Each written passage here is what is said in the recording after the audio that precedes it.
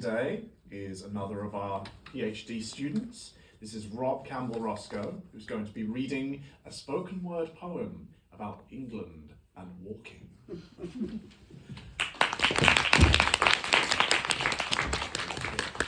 I think it's good afternoon. Is it still good morning? Or is it good afternoon? It's buongiorno in Italy. That's easier. Okay, yeah, so I'm Rob, but I publish poems and now release songs as Jack Roscoe for reasons I won't bore you with. That's the album cover of the first album. This piece I'm going to read you now, is called Landlocked and will be appearing on a spoken word album that I'm planning to release in the autumn.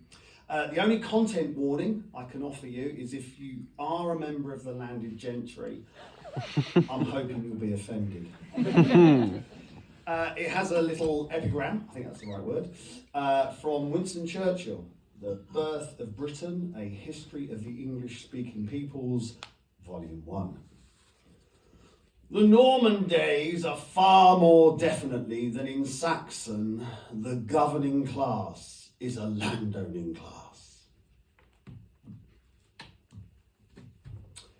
We want to reach the sea, tread to where the sky greets waters, where the surf kisses sands, where longshore drift shifts lands, and we can be reminded that nothing temporal abides. How curious then that we are landlocked, hemmed in by tracks and plots, owned, it's alleged, since apparently time began. Well, about 1066 and all that. There's a hill which crests the ridge where we dwell. My instinct's always been to ascend the highest point around, to survey the land from vaulted ground.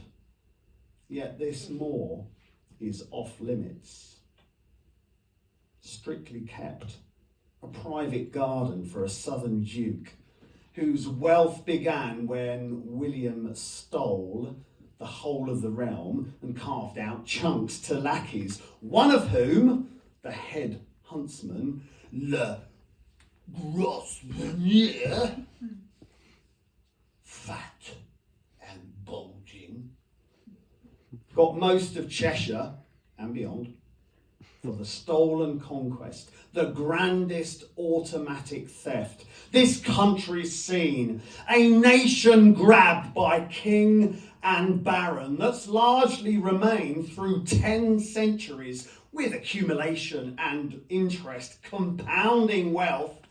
There's a duke or two now apparently worth a few billion or more. Of course, they mostly reside down south. The north's the place where they temporarily grace to sport, to blast, bulging, billowing birds so blooded they barely touch the trait of flight. That hill of ours, a camp for grouse, not for the likes of you and me. We try seek a route from our modest house off out to the coast that offers the best the country has.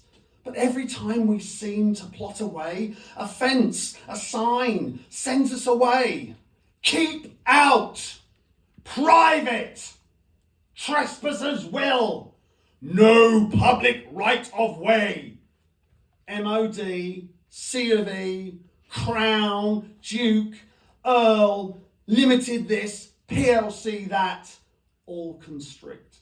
Restrict, all constrict. The 90% into the 10%, whilst the 10% own 90% of our land. Our land? Yeah, don't make us laugh. Trace its course back through time, and as sky glass, the crimes are crystal, legitimised by laws, all invoked to protect the rights of property over flesh. Enshrine the 10% and give them the power. ensure the 90% are forced to cower.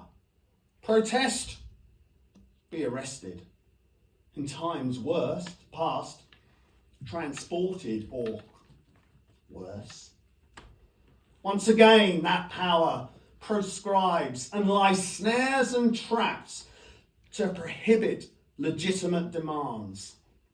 For always, Dieu est mon droit, and fuck the rights of anyone else. Like jewels behind glass, you can look and covet and strain to touch, but know that your reach will always exceed your grasp. Fences with barbs or glass with alarm, the effect is the same. This land is our land, not yours. Subjects you are, not citizens at all. We conquered you a millennium ago, and you're still subject to the laws we frame. Whether park or track, river or bay, this land is locked and its key far away.